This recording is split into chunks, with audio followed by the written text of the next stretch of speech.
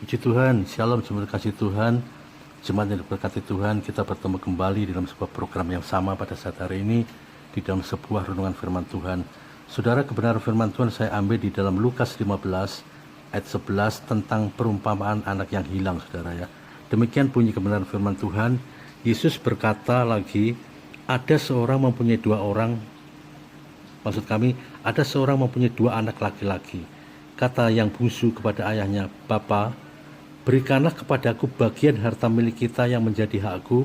Lalu ayahnya membagi-bagikan harta kekayaan itu di antara mereka. Beberapa hari kemudian, anak bungsu yang menjual seluruh bagian itu lalu pergi ke negeri yang jauh. Di sana ia memboroskan harta miliknya itu dengan hidup berfoya-foya. Setelah dihabiskannya semuanya, timbullah bencana kelaparan di dalam negeri itu dan ia pun mulai melarat. Lalu ia pergi dan bekerja pada seorang majikan di negeri itu. Orang itu menyuruhnya ke ladang untuk menjaga babinya. Lalu ia ingin mengisi perutnya dengan ampas yang menjadi makanan babi itu, tetapi tidak seorang pun yang memberikannya kepadanya. Saudara, dan berikutnya dan seterusnya firman Tuhan, saudara. Nah, saudara, kalau kita memperhatikan, kalau kita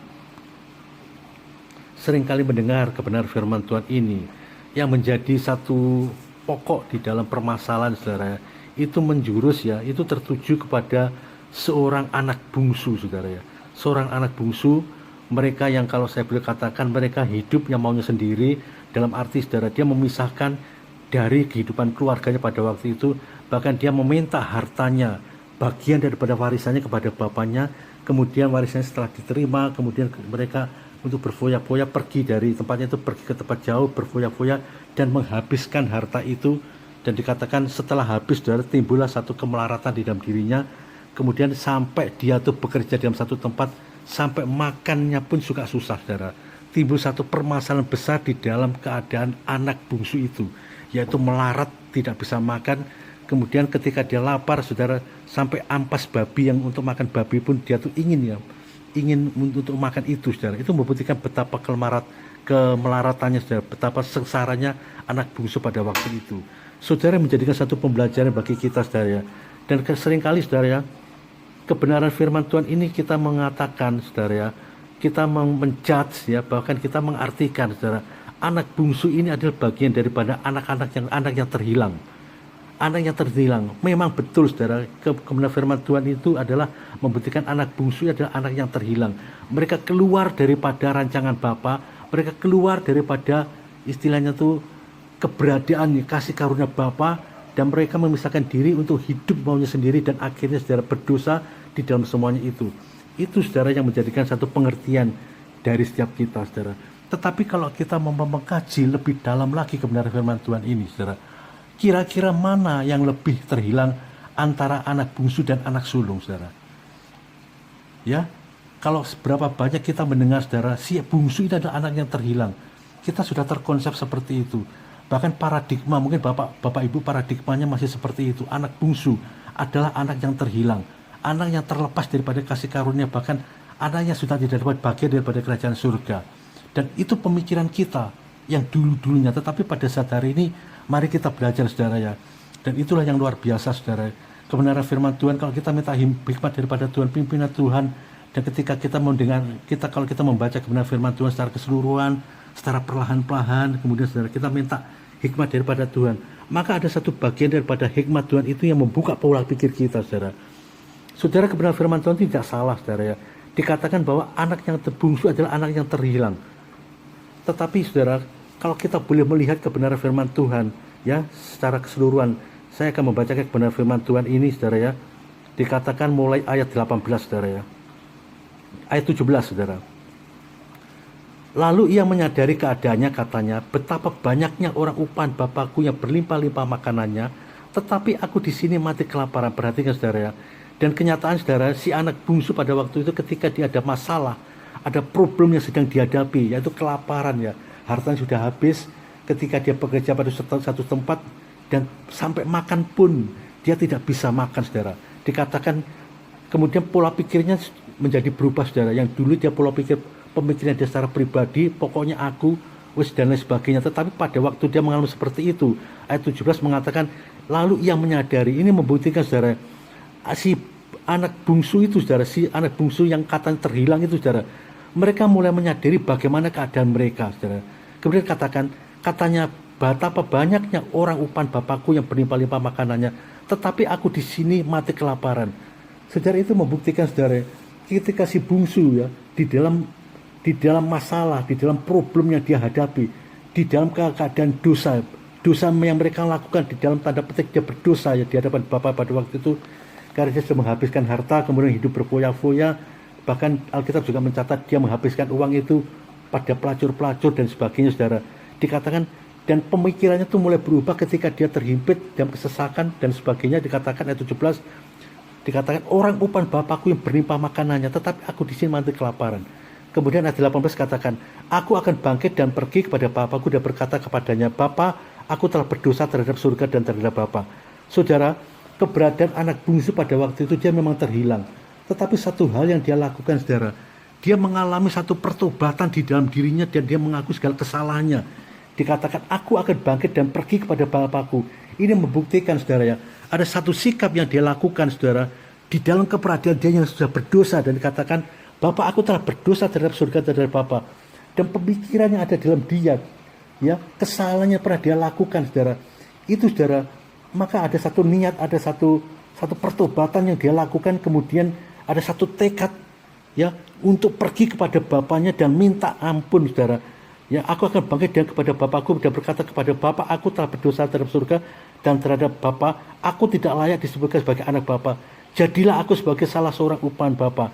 Saudara, di dalam keberadaan si bungsu saudara yang dia sudah terhilang, bahkan sudah berdosa saudara, dia memiliki satu niat, memiliki satu pertobatan yang sejati yang dia munculkan pada waktu itu. Dia ingin kembali kepada Bapaknya.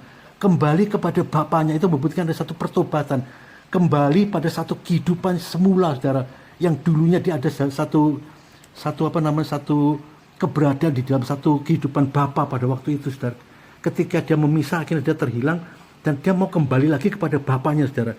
Ada satu istilahnya, ada satu konsekuensi, bahkan kalau saya boleh bayangkan saudara, si bungsu pada waktu itu saudara, dia sudah memikirkan ada satu konsekuensi, ada satu akibat apa ketika aku akan mengalami satu pertobatan ini. Bahkan dikatakan saudara, meskipun aku menghadapi satu hal yang terburuk sekalipun, ketika aku berbatang kepada Bapa untuk melakukan satu pertobatan, dikatakan saudara ya, di dalam ayat 20 saudara, di dalam maksud kami di dalam ayat 19 katakan ya, aku tidak layak lagi disebut anak Bapa, jadilah aku sebagai salah seorang upahan Bapa. Saudara, meskipun saudara ada satu pemikiran daripada si bungsu pada waktu itu, ketika aku datang pada Bapa, kalaupun aku tidak terima, di dalam arti aku mau kembali pada Bapaknya, meskipun aku tidak dianggap sebagai seorang anak lagi, bahkan aku mau dijadikan seorang upahan, aku juga mau. Dan ini satu pemikiran si bungsu pada waktu itu saudara ya. Dan dikatakan di dalam ayat 20, maka bangkitlah ia dan pergi kepada Bapaknya. Ketika ia masih jauh, ayahnya telah melihatnya, lalu tergelaklah hatinya oleh belas kasihan. Ayahnya itu berlari mendapatkan dia, lalu merangkul dan menciumi dia. Ayat 19 katakan, saudara, ayat 18 katakan, si bungsu saudara, meskipun dia juga memikirkan hal-hal buruk apapun yang dia hadapi pada waktu itu ketika dia mau kembali pada Bapaknya, dan itu tidak menggugurkan niatnya untuk melakukan satu pertobatannya, melakukan satu niat di dalam kehidupan yang lama, dia mau berubah total untuk datang lagi kepada Bapaknya. Ya saudara, itu membuktikan saudara ya, si bungsu saudara ya, walaupun dia sudah berdosa, walaupun dia sudah melanggar titah Allah kalau saya boleh katakan, tetapi saudara, ketika seseorang mau bertobat, ketika saudara dan saya mau bertobat, pasti ada satu hal yang luar biasa Tuhan kerjakan bagi saudara dan saya. Contohnya saudara, di dalam ayat 30, ayat 20 katakan, maka bangkitlah ia dan pergi kepada Bapaknya. Ketika ia masih jauh, ayahnya telah melihatnya. Bayangkan saudara ya, saudara, pemikiran daripada si bungsu pada waktu itu, dia tidak diterima lagi oleh Bapaknya saudara. Sama halnya kita, kadang kalau kita sudah melakukan dosa, kalau kita sudah berbuat dosa dan separah apapun dosa yang kita kerjakan saudara, kalau kita mau lakukan satu pertobatan, kadang kalau yang muncul hal seperti itu, apakah aku masih mau diterima oleh Bapa? Apakah aku masih mau dianggap sebagai seorang anak oleh Bapa dan sebagainya? Saudara, pada saat hari ini, ketika saudara dan saya melakukan satu pertobatan, sesungguhnya ada satu pertobatan yang kita lakukan, kita kerjakan. Dan itu bukan satu hal yang sia-sia yang kita lakukan. Karena apa? Bapa di surga, Yesus Kristus Tuhan Allah kita, dia saudara membuka tangan untuk menerima kita. Dalam ayat 20 dikatakan saudara, lalu tergerak hatinya oleh belas kasihan, ayahnya itu berlari mendapatkan dia, ya, ayahnya itu berlari mendapatkan dia, merangkul dan mencium dia. Kata anak itu kepadanya, Bapak, aku telah berdosa terhadap surga dan terhadap Bapak, aku tidak lagi disebut anak Bapak. Saudara, meskipun saudara ya si anak bungsu pada waktu itu melakukan satu pelanggaran yang luar biasa yang dia lakukan saudara, tetapi dia mau ambil risiko untuk datang kepada bapaknya dengan satu penyerahan diri secara total. Dan yang luar biasa saudara, bapaknya saudara, dia tidak menutup mata untuk kedatangan pertobatan anaknya untuk datang kembali saudara. Dan ayat 22 dikatakan, tetapi ayah itu berkata kepada hamba-hambanya, lekaslah, bawa kemari jubah yang terbaik, pakaikanlah itu kepadanya, dan kenakan cincin kepada jarinya dan sepatu pada kakinya, dan ambillah anak lembu tambun itu, sembelihlah dia, dan marilah kita makan dan bersuka cita. Sebab anakku ini telah mati dan menjadi hidup kembali, ia telah hilang dan didapat kembali, maka mulailah mereka bersukaria. Saudara, kedatangan daripada si anak bungsu saudara untuk datang kepada bapaknya kembali, itu bukan satu hal istilahnya tertolak saudara, tetapi bapaknya saudara, dia menerima dengan sukacita. Bahkan Alkitab mencatat saudara, kenakanlah cincin pada jarinya dan sepatu pada kakinya, dan ambillah anak lembu tambun dan sembelihlah, marilah kita makan bersama dan bersuka cita. Saudara, bahkan mengadakan satu pesta untuk kehadiran kedatangan anaknya yang sudah terhilang itu kembali lagi kepada pangkuan bapaknya. Sama hanya kita saudara, kita sebagai anak-anak ya, bahkan mungkin kita sebagai anak-anak bungsu saudara yang sudah terhilang kehidupan kita, mungkin kita sudah terlepas daripada kasih karunia Allah karena perbuatan kita yang kita lakukan, kita memisahkan diri dari kasih karunia itu sehingga kita berdosa dan kita terhilang saudara. Tetapi pada saat hari ini lakukan satu pertobatan. Tuhan yang kita sembah, Bapa kita yang di surga, masih membuka tangan untuk menerima kita. Saudara percaya saudara, pertobatan yang kita lakukan, dosa apapun yang pernah kita lakukan saudara, kalau kita bertobat secara sungguh-sungguh, maka Tuhan akan membuat satu perkara dosa itu saudara, dan dimaafkanlah kita, dan kita diampuni dosa-dosa kita. Saudara, di dalam ayat 24 saudara katakan, sebab anakku ini telah mati dan menjadi hidup kembali. Saudara bayangkan saudara ya, bapaknya saudara, bapak daripada si bungsu itu saudara, gambar daripada Kristus Yesus, Allah Bapa kita yang di surga saudara. Dia tidak pernah memandang berapa banyak kesalahannya pernah kita lihat, berapa banyak dosa-dosa yang pernah kita lakukan. Tetapi kalau kita mau kembali datang kepada Bapa, kembali datang kepada Tuhan, maka Tuhan akan menerima kita dengan sukacita. Ayat 24 dikatakan, sebab anakku ini telah mati. Saudara, saya telah mati dan menjadi hidup kembali. Iman kita menjadi hidup kembali untuk mempercayai Kristus. Dan ia telah hilang dan didapat kembali. Maka mulailah mereka bersukaria. Bapa di surga sudah bersukaria karena kita melakukan satu pertobatan. Saudara, yang menjadi pembelajaran dalam diri kita, kenapa saya berkatakan mana yang lebih terhilang, si bungsu atau si sulung saudara? Mungkin paradigma kita si bungsu, dia terhilang, dia menjadi anak yang terhilang. Tetapi kalau kita perhatikan di dalam ayat 25 saudara ya, tetapi anaknya yang sulung berada di ladang, dan ketika ia pulang dan dekat ke rumah, ia mendengar bunyi buseruni dan nyanyian dan tari-tarian. Lalu ia memanggil salah seorang hamba dan bertanya kepadanya, apa artinya semuanya itu? Jawab hamba itu, adikmu telah kembali dan ayahmu telah menyembelih anak lembu tambun karena ia mendapatnya kembali dengan sehat. Saudara, ketika saudara ya, si sulung tahu anak bungsu itu kembali dan diterima bapaknya saudara, bahkan bapaknya mengadakan satu pesta yang besar kalau saya boleh katakan, karena kedatangan si bungsu kembali dalam pangkuan rumah bapaknya lagi saudara. Dan ini membuat hati si sulung pada waktu tidak penuh dengan sukacita. Dia saudara, dia nggak merasa nikmat, nggak merasa suka, nggak merasa senang, bahkan mereka merasa cemburu ya. Mungkin dia berkata-kata, bukankah si bungsu ini sudah menghabiskan harta Bapa, dan dia sudah melakukan satu perbuatan yang tidak benar, bahkan dosa-dosa apapun dia lakukan sampai hartanya habis. Kenapa Bapak terima kembali di dalam lingkungan Bapak, di dalam rumah Bapak? Mungkin seperti itu yang dikatakan si sulung pada waktu itu saudara. Kemudian ayat 28 dikatakan, maka marahlah anak sulung itu dan ia tidak mau masuk. Lalu ayahnya keluar dan berbicara dengan dia. Saudara, ayat 28 dikatakan, maka marahlah anak sulung itu dan ia tidak mau masuk. Saudara, kenapa saya berkata mana yang lebih terhilang, anak bungsu atau sulung? Kalau saya berkatakan saudara, anak sulung itu adalah hal yang lebih terhilang saudara. Dia saudara, kalau saya berkatakan, dia sudah hidup di dalam segala kasih karunia Bapa pada waktu itu saudara. kalau saya boleh katakan, saudara dan saya adalah bagian daripada orang-orang yang dalam tanda petik sudah kita tidak berbuat dosa. Kita tidak melakukan satu pelanggaran di dalam keberadaan kita setiap saat. Tetapi yang menjadi permasalahan, saudara, bagaimana sikap kita, saudara, terhadap pertobatan seseorang. Bagaimana sikap kita terhadap pertobatan daripada si bungsu itu ketika dia mau bertobat dan kembali kepada bapaknya. Bagaimana sikap kita? Kita menerima dengan segenap hati atau menolak? Tetapi si sulung di dalam kebenaran firman Tuhan, di dalam Lukas ini, saudara, 15 ini dikatakan, saudara, di dalam ayat 28, maka marahlah anak sulung itu. Dan itu membuktikan, saudaranya, si sulung itu lebih terhilang daripada si bungsu, kalau saya boleh katakan. Karena apa, saudara? Dia menolak pertobatan daripada si bungsu, saudara. Bahkan Alkitab juga berkata, di dalam ayat 29 katakan, tetapi yang menjawab ayahnya, kata, telah bertahun-tahun aku melayani Bapa dan belum pernah aku melanggar perintah Bapa. Tetapi kepadaku belum pernah Bapa memberikan seekor anak kambing untuk bersukacita dengan sahabat-sahabatku.